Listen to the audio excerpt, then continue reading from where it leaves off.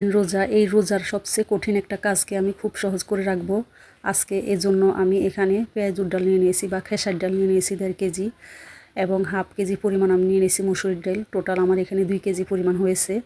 তো এই 2 কেজি আমি এখন পরিষ্কার করে নেব ধুয়ে। তো এগুলো মূলত আমি পেঁয়াজুর জন্য সংরক্ষণ করব। পেঁয়াজু বাটাবাটি ঝামেলা ছাড়া যেভাবে আমি সংরক্ষণ করব সেটাই আপনাদের সাথে আজকে শেয়ার করব। তো এই কাজটা সেম আমি গত বছর করেছি, অনেক উপকার পেয়েছি। প্রতিদিন ঝামেলা বা বাটাবাটি ঝামেলাটা পোহাতে হয় না। আবার দেখা যায় যে একবারে অনেকগুলো বেটে রেখে দিলে পরবর্তীতে এগুলো খেতে আর ভালো লাগে না, নরম হয়ে যায়, মুচমুচে থাকে না। তো এখন আমি এগুলো ভালো করে ধুয়ে নেব। তো এভাবে বেশি করে পানি দিলে উপরে ময়লাগুলো ভেসে উঠবে। তো এভাবে কয়েকবার ভালো করে ধুয়ে নিলে পরিষ্কার হয়ে যাবে। তো এই কাজটা আমি গতবারও করেছি, এভাবে বেশি করে সংরক্ষণ করে রেখে দিয়েছি। তো প্রতিদিন আর বাটাবাটি ঝামেলা থাকে না, টেনশন থাকে না।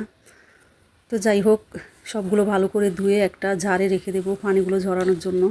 তো এভাবে পানি ঝরে গেলে আমি এখন 2টা ট্রের মধ্যে ভালো করে ছড়িয়ে দেব।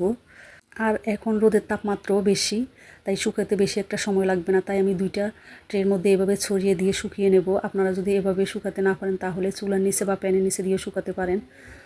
তো এভাবে শুকিয়ে নিয়েছি এবং মচমচা করে শুকিয়ে নিয়েছি। এখন এগুলো ব্লেন্ড করে নেব। তো মূলত আমি এই ডালগুলোকে ব্লেন্ড করে রাখবো। তো সবগুলো আমি ব্লেন্ড করেছি, কিন্তু একবারে মিহি বা পাউডার করি নাই, কিছুটা দানা দানা করে রেখেছি। তো এভাবে করে রাখলে পেঁয়াজুর ডালগুলো যখন পানিতে ভিজাবো তখন বুঝাই যাবে না এগুলো বাটা নাকি গুঁড়ো করে রাখা। তো যাই হোক, এখন এগুলো রেখে দেবো। পরবর্তীতে আপনাদের ভেজে দেখাবো কিভাবে পানির পরিমাণ বা কতটুকু পরিমাণ নিয়ে ভাজতে হয়। তো সেই ভিডিওটা আপনাদের সাথে পরে শেয়ার করব।